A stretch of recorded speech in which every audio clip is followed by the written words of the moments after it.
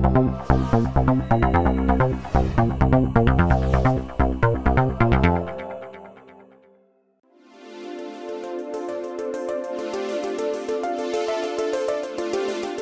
were trying to explore a big idea, a very big idea. Could the federal government make more investments in long-term R&D for new technologies if it not only took all the risks in these long-term investments, but also shared in rewards too? In the few places in the world that have actually achieved smart innovation-led growth, what you've had is very active state along the entire innovation chain. So basic research, applied research, early stage funding of companies. And because innovation is so uncertain, what it means is, lots of failure. For every Tesla, the statistics basically show us there's about 20 cylinders. This is just as true for private venture capital. What, however, we have with private venture capital, which we don't have with the state investments, is the ability of some of the returns from the successes to both cover the losses as well as the next round. The traditional response is that these companies pay tax, and I think that's no longer true. Rather than saying we should go back to that taxation system, my point is let's just try to socialize, also some of the rewards through different types of mechanisms. The narrative we have out there about innovation makes government scared to seem too engaged, and I think that's really unrealistic. So I think it's not just a question of what these particular schemes might be. It's also why is it that government is so scared to take a share. Now, what you wanted to do is get feedback from technologists and entrepreneurs and in general, let's say the technology community in Silicon Valley, particularly also VCs who would have to kind of relinquish a little bit more of the control. For that, we had a really interesting group. And so there was definitely contrarian pushback. I personally paid millions of dollars in taxes as a result of Google's success.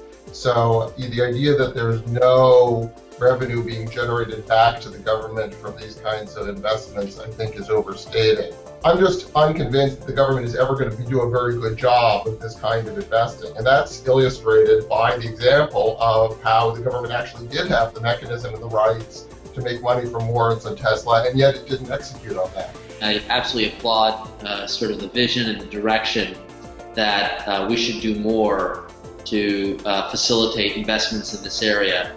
My initial reaction has been that we have a lot of existing tools on the table that we can tweak and make better, such that we have more capital flowing towards higher risk research and development projects that will have far greater return. But the reality is the aggregate amount of capital put towards R&D is still too low.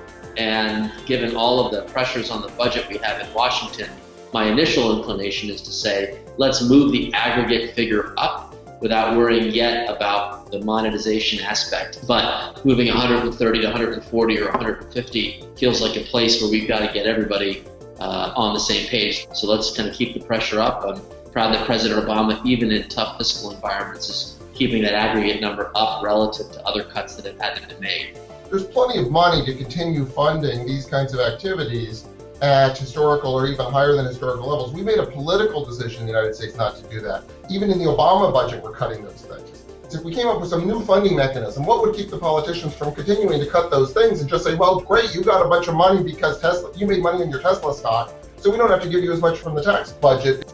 Now that said, Mariana was not just passively throwing this idea out there. She came back in many different ways with a lot of concrete ideas on how, in fact, we don't have to settle for the status quo. We don't have to kind of bow down to current politics. We socialize the risks, but not the rewards. Now, again, if we had a functional taxation system, perhaps, again, with the higher rates, that would be less easy to do. Today, we no longer have, call it a Bell Labs 2.0. Who's going to fund it? How do we fund it? And the idea that we thought about together, literally on a whiteboard, was that we should get the private and the public sector to be funding, let's just call it an endowment, which earns a rate of interest, which funds our Bell Labs 2.0, which creates the spin-outs and the licenses and whatever, which government does retain equity in, which then goes back into funding the endowment.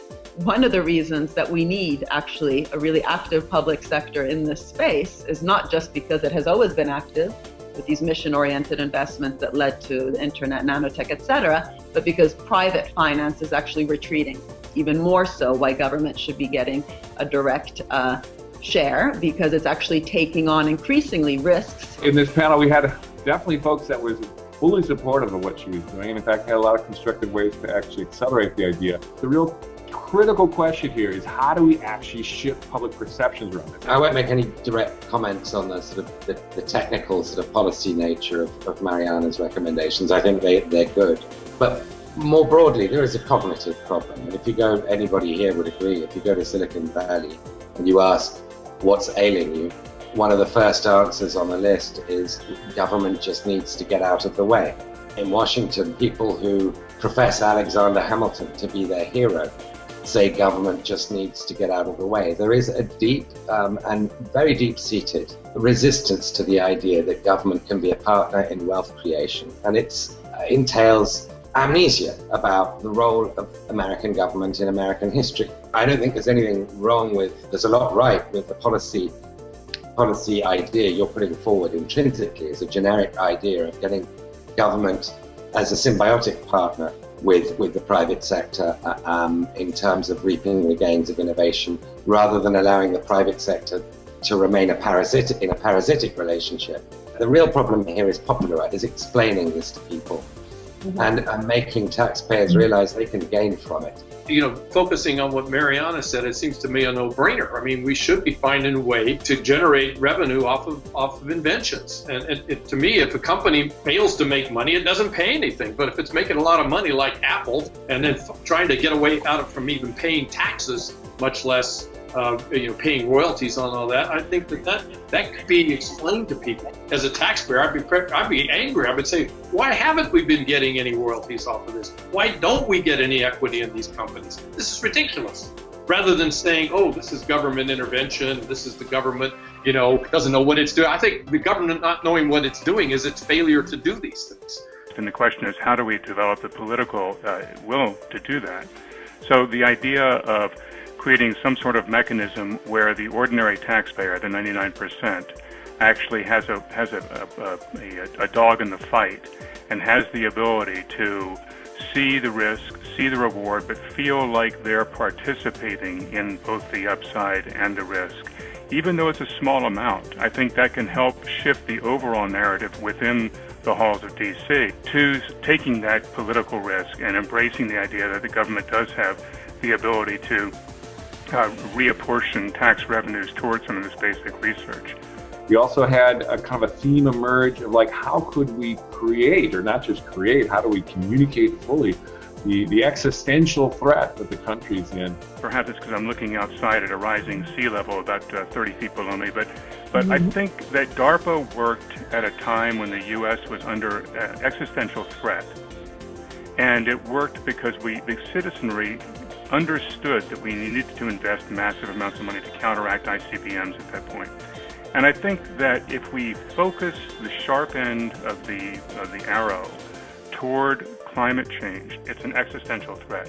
And I think we can use that to rally citizens around funding basic research to battle climate change. But the other side of it is, how do we build a strategic narrative? A lot of Silicon Valley seems to be focused on better apps and cool things. And what I've tried to bring together is the people in the government who do care about the big challenges like climate change and food, water, all these others, with people in the Valley and the S&T community to say, well, can we help try to meet those challenges? Can we harness the technology to focus on the things that are really threatening to us? Funny enough, by the end of the conversation, it was David Desjardins, who is kind of the more realpolitik guy from the beginning, and who had consistently challenged the idea at various junctures, kind of put out an idea that actually there was a lot of interest around from all the participants, including Mariana. An idea that I just sort of been thinking about, an analogy with, say, the Alaska Permanent Fund, which is a method for providing direct returns to Alaska residents from the Alaska oil industry. Now, whenever you think of the oil industry,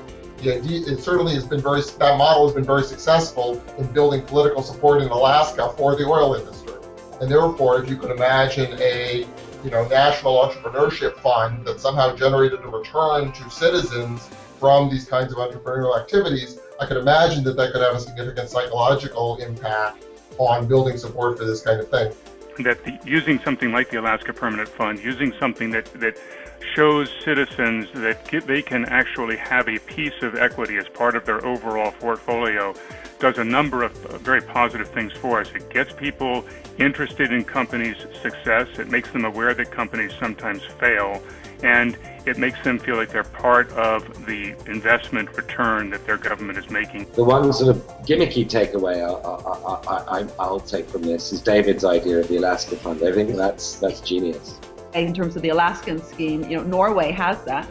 Norway has a very active sovereign wealth fund making a huge amount of return from the state-funded oil industry. The problem is that wealth fund today is investing then its profits into real estate. So it's a question also both on the private side and the public side to make sure that the returns to these investments are funding the next big wave, as opposed to speculative ends.